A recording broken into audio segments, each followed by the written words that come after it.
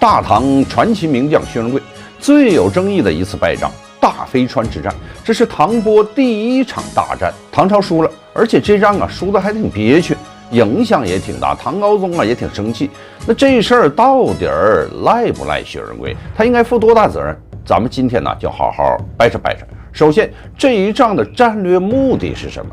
大家别急，咱们先说一下当时的唐波形势。吐蕃这边当时松赞干布和陆东赞都死了，陆东赞的儿子论亲陵担任大论，把持吐蕃的军国大事。而论亲陵着实是一个能力绝不亚于老爹陆东赞的人。事实上在很多史书中，这位论亲陵还有着一个更为威风响亮的称号——吐蕃第一名将。这里有必要说明的是，这个论亲陵只是个称谓，而非本名。他其实叫做噶尔亲陵赞卓，但考虑到噶尔亲陵赞卓这个名字多少有点拗口，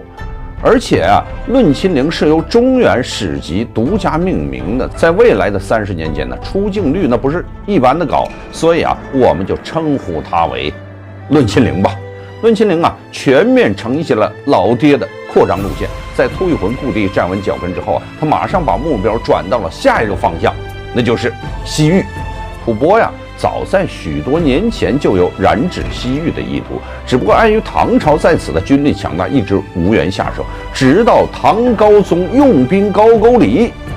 吐蕃这才得到了机会，开始加紧控制西域各国，不断蚕食大唐的西北领土。现在到了论亲陵的时代，他明显认为这个蚕食太慢，他不如鲸吞，他有成就感于是他直接派出军队侵入了西域，连续攻陷18州，然后又找上于田，一起偷袭了龟兹的拔换城。拔换城人少势孤，守军最终全军覆没，城池失守。论亲陵不愧是吐蕃第一名将，出手实在是凌厉狠辣。唐朝在其凶猛的攻势之下，是不得不主动收缩战线，撤销了龟兹、于田、燕齐、疏勒这4大军镇。至此唐朝的西北疆域萎缩回了贞观时代。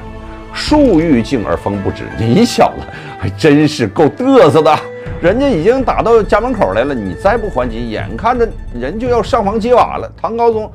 这回他不能淡定了，他决议给予吐蕃人以漂亮的回击。那怎么还击呢？李治准备采纳左相江克的意见，即先出兵帮助吐谷浑复国，以之作为大唐与吐蕃的战略缓冲，并借此切断吐蕃与河西走廊之间的联系，而后再伺机进攻吐蕃。因而西征的主要战略目的也由此确定：驱逐吐蕃人，重建吐谷浑王国。为消灭吐蕃这个强敌，李治其实他下了一盘很大的棋。他推断吐蕃大举入寇西域，国内必然空虚，这时候可以派一上将出兵吐谷浑，以切断吐蕃同西域的联系。而为了保证吐谷浑复国成功，李治已先派出大将阿史那忠进驻西域救援于田，并令西突厥酋长阿史那都支以其所领的多路武部牵制吐蕃人在西域的兵力，